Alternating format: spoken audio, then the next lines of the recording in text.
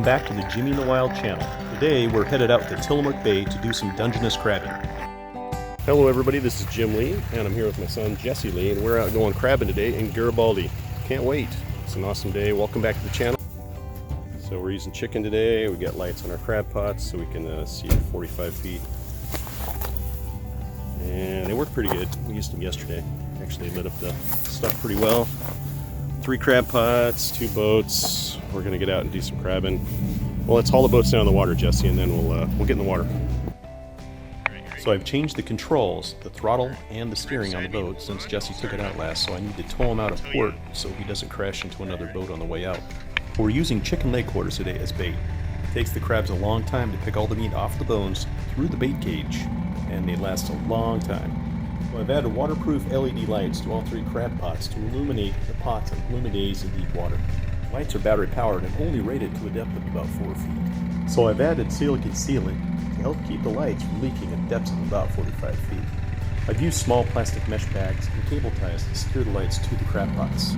I used the lights the day before in water that was about 40 to 45 feet deep, and they worked very well.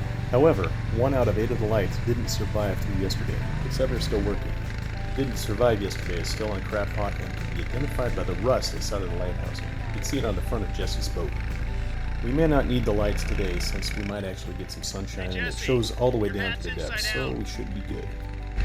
The tag's on the outside. The tag is on the outside, it's inside out. So we headed out of Garibaldi and across the bay about a half mile to Crab Harbor. Crab Harbor is also the deepest part of Tillamook Bay, and this makes it the best place to crab in Tillamook Bay. Unfortunately, you have to go through the main boating channel to get to Crab Harbor, and you have to be very careful not to be run over by other boats. Be sure to set up your crab pots carefully and away from other people's crab pots. This will guarantee that you'll get more crabs in your pots.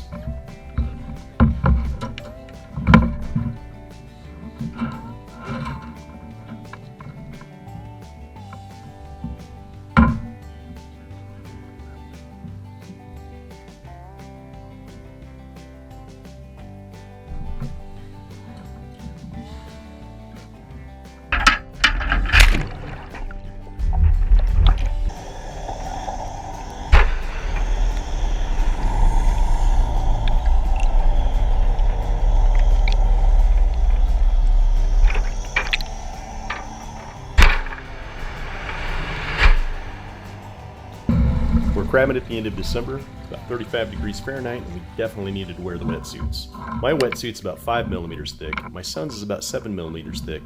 And you know what? They're almost not enough in this weather.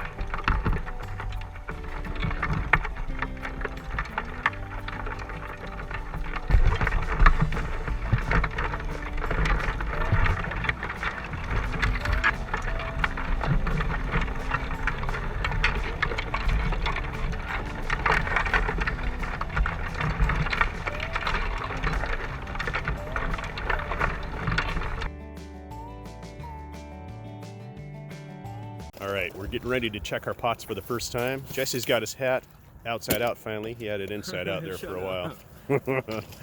But anyway, we don't have the bay to ourselves. It's a bunch of boats out here, but at least we got to soak at low slack, which is important. So let's go check our pots, see what we got.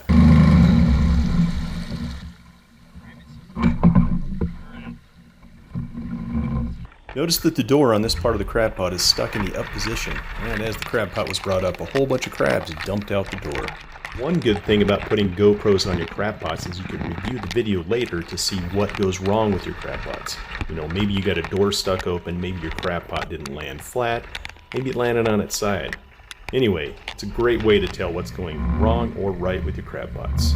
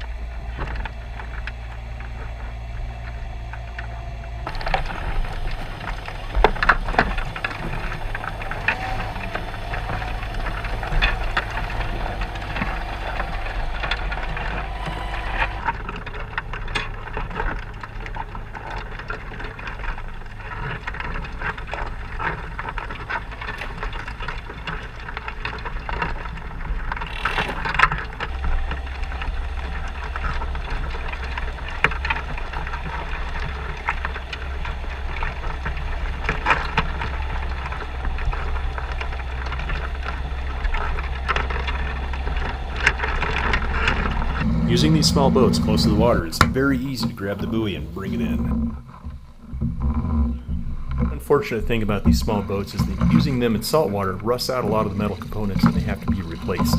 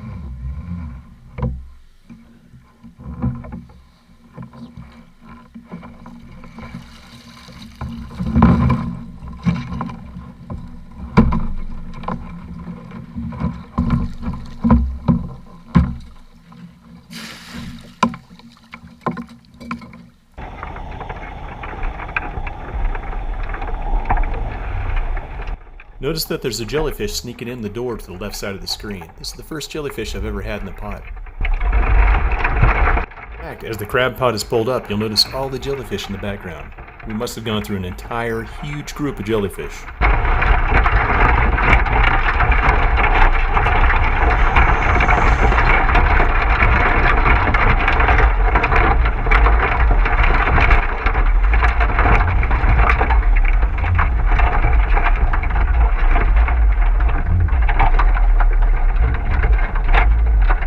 Interesting thing about the little crabs in the pot, they're trying to taste the jellyfish as the crab pot's being pulled in. Those guys are so tenacious.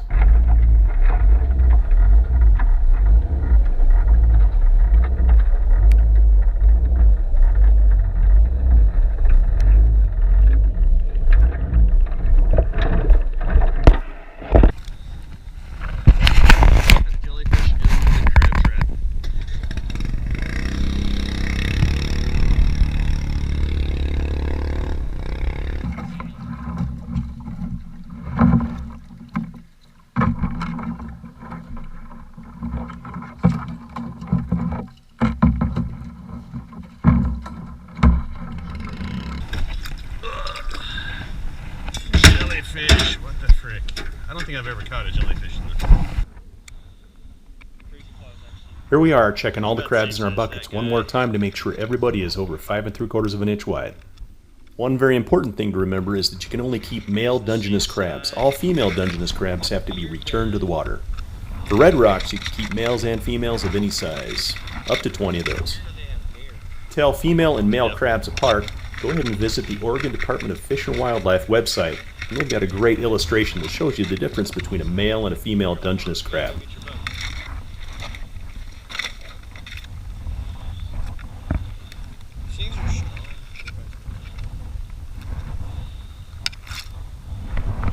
This guy's just giant. There's no way we're getting that giant hard shellback or this red rock. Right.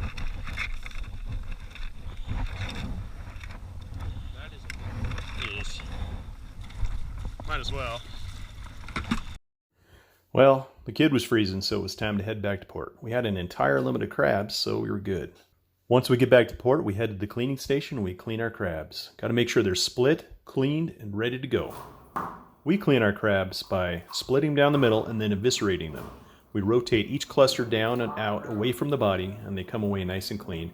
Then we just wash them off.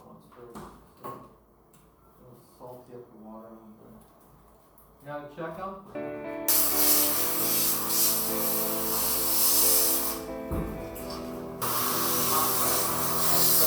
Once the crabs are split and clean, make sure you put them on ice. It's very important.